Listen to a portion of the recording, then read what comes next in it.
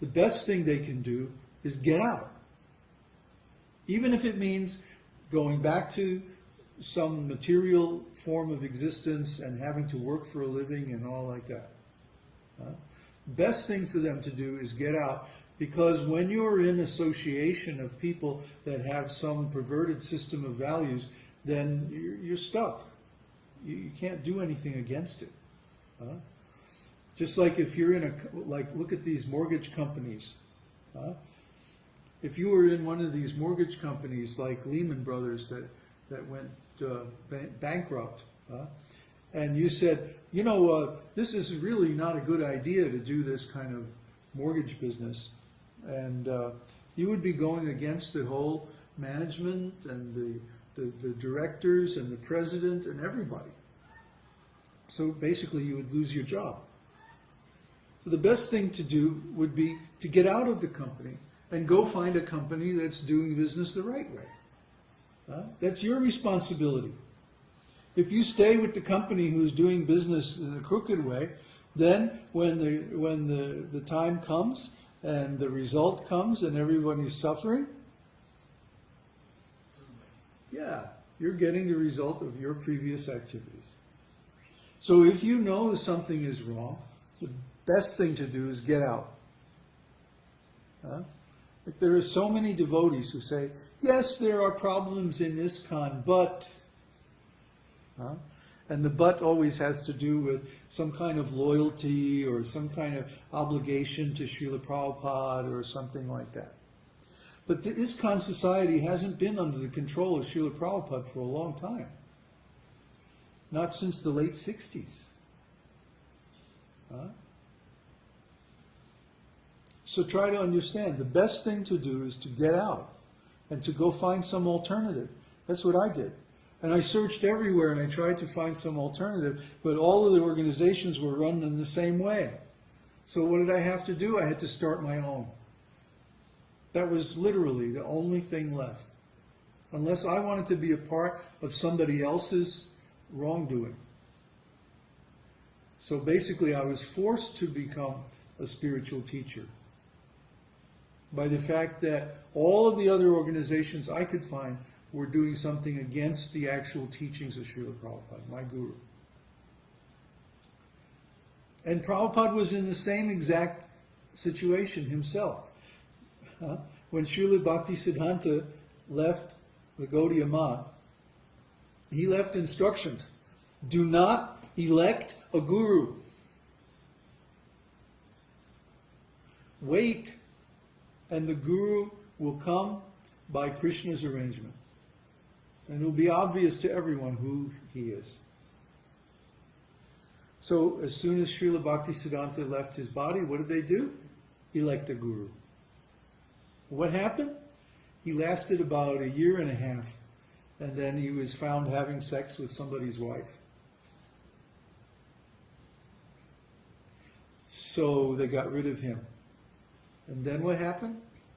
They elected another guru. This one only lasted 6 months. And this time it was boys. So the whole Gaudiya Math broke up into little pieces over this nonsense.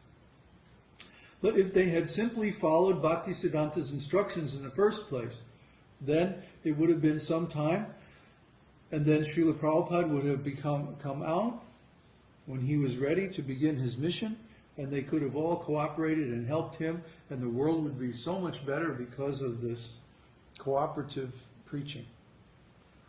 Similarly, Srila Prabhupada gave so many instructions, but because the GBC, his disciples, didn't follow them, then they created so many problems. The whole Gurukula mess and the whole, I mean, just on and on. We could spend the rest of the day just listing the problems that they created. So, to satisfy my conscience, I had to be independent of them. I had to leave, even though there were so many difficulties. So then they turned against me and they blackballed me. And there's some list where that has all the devotees that are not to be given facility or not to be given credibility. There must be a list. Because everywhere I go, the devotees all tell me the same thing. Oh, you're not following Srila Prabhupada. You can't have any position. You can't have any honor in our society. Why? There must be some list. There has to be. Because I haven't done anything wrong. But what I've done is that I have made up my own mind. I've used my own intelligence. And they don't like that. They want people to just follow, just because we say so. But no, I don't do anything just because somebody says so. Not even Srila Prabhupada. I read his books and then I think about it. And the thing is that Srila Prabhupada happens to be right. That's why I follow him. Not just because he said so or just because anybody said so. Because I've thought it through with my own intelligence and he's right. That's why I follow Srila Prabhupada. So similarly, everyone is responsible individually.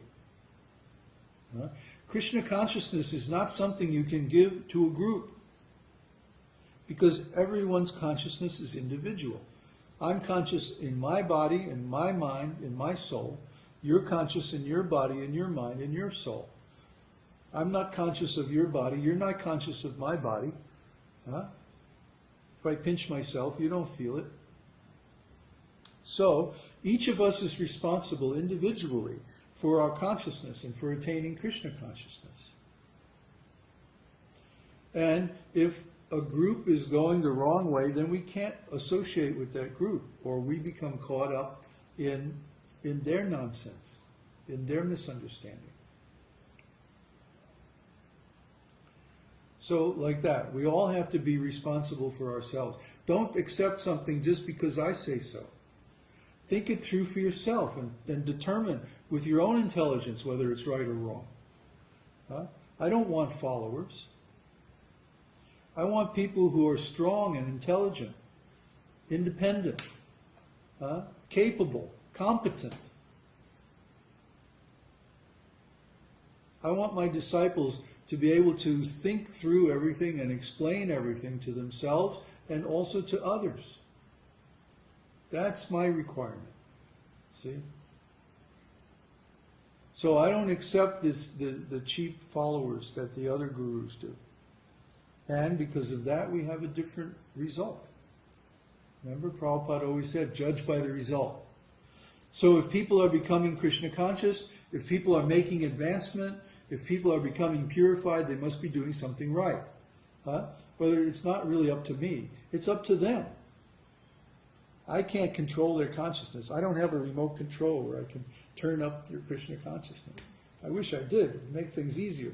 But you have to make yourself Krishna consciousness. Krishna conscious. Everyone's responsible. But when you take that responsibility, when you accept that responsibility, that's spiritual maturity. Just like to take economic responsibility or moral responsibility for your own life, that's maturity. And when someone is mature, then you can trust them. You can't trust someone who's dependent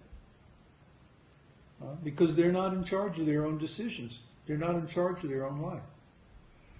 So I can't trust my godbrothers who've gone along with the crowd because they're not independent. They're not using their intelligence. See? That's why I'm a cat person. I prefer cats. Why? Because they use their own intelligence. See? I tell her, come here, and she runs away. Then when I'm not looking, she'll run and jump up on my lap. Why? Because she uses her own intelligence. She doesn't accept what we tell her. She thinks about it and does what she wants to do. So this spiritual teaching is like herding cats.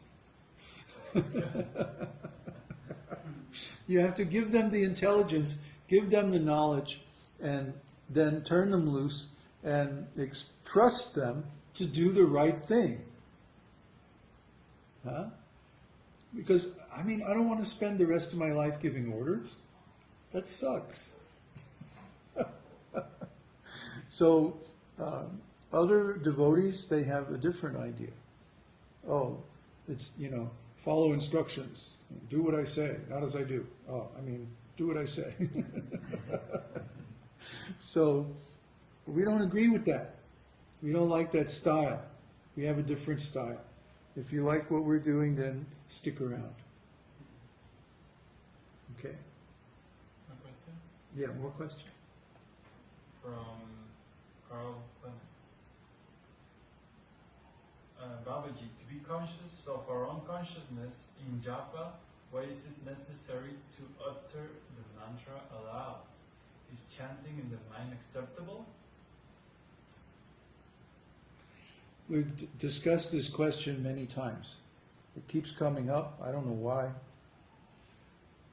The more